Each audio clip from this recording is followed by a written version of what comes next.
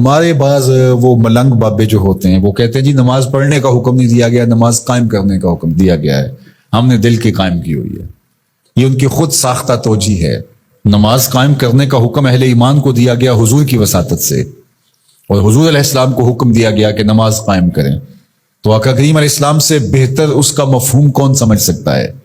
تو آقا کریم نے رکوع اور سجود والی نماز پڑھی اور قیام نماز کا عملی اظہار لوگوں کے سامنے رکھا، پھر اس کے اندر کیفیت کس قدر ہو تو یہ پھر جتنی قربت اللہ کی بندے کو نصیب ہوگی اس قدر وہ آگے بڑھتا چلا جائے گا۔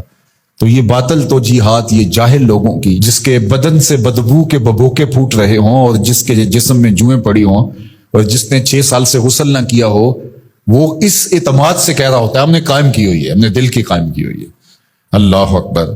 تو یہ اس معاشرے میں ایسے لوگوں کو ماننے والے اور ایسے لوگوں کی باتوں کو غور سے سننے والے اور ان جاہلانہ باتوں کو معرفت کی باتیں قرار دینے والوں کی کمی بھی نہیں ہے۔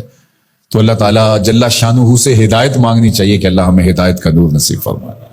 تو اقامت نماز سے کیا مراد ہے؟ اس کی فرائض کے ساتھ ادا کرنا، یا پھر رکوع سجود تلاوت کا اتمام اور اس میں خشوع کا اور خضوع کا اظہار اور اس میں مکمل ڈوب جانا کہ گویا تم اللہ کی عبادت کر رہے ہو تو اس کو دیکھ رہے ہو۔ اور حضرت عثمان غنی رضی اللہ تعالیٰ عنہ فرماتے ہیں کہ جس نے صحیح وضو کیا، حضور علیہ السلام سے روایت کہ جس نے صحیح وضو کیا جس طرح میں نے وضو کیا ہے اور 2 رکعت پڑھی اور اس میں اس کو کسی غیر کا خیال نہ آیا تو اللہ تعالیٰ اس کے پچھلے سارے گناہ معاف کر دیتا ہے صرف 2 رکعت سے۔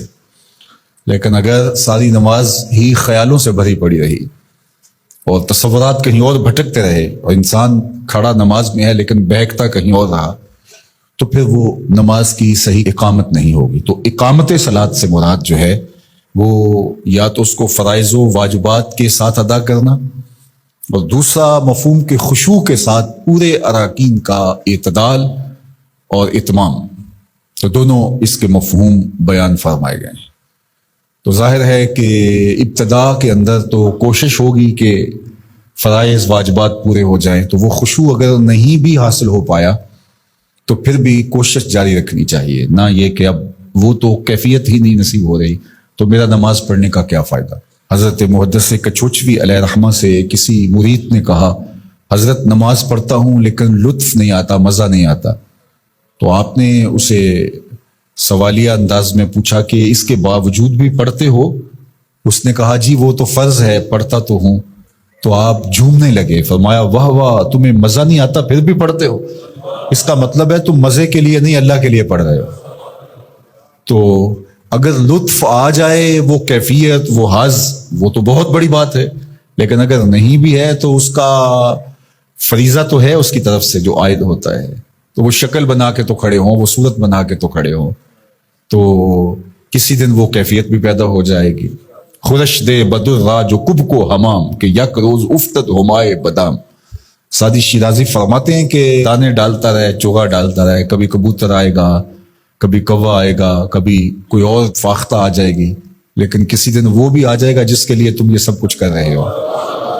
تو اس لیے محنت کو جاری رکھو، کوشش کرتے رہو، تو ایک دن انشاءاللہ اس کیفیت میں بھی چلے جاؤ گے۔ دروازہ کھٹکھٹانا چھوڑنا نہیں ہے، دستک دیتے رہو، کبھی تو بوا کھلے گا نا، کبھی تو آواز آئے گی کھلا ہے دروازہ آ جاؤ اندر، پھر اندر سرور کی وادی ہوگی، کیف کا جہاں آباد ہوگا۔ اور آقا کریم نے ہمارے لیے آسانی پیدا فرما دی کہ اللہ کی عبادت اس طرح کرو کہ گویا تم اسے دیکھ رہے ہو، اور اگر یہ نہیں تو کم از کم یہ کیفیت تو ہو کہ وہ تمہیں دیکھ رہا ہے۔ تو اپنی اپنی کیفیت ہوتی ہے، بہرحال نماز کو ترک نہیں کرنا، بھرپور کوشش ہو کہ خشوع و خضوع کے ساتھ نصیب ہو۔ تو نماز کی اقامت کا یہی مفہوم ہے۔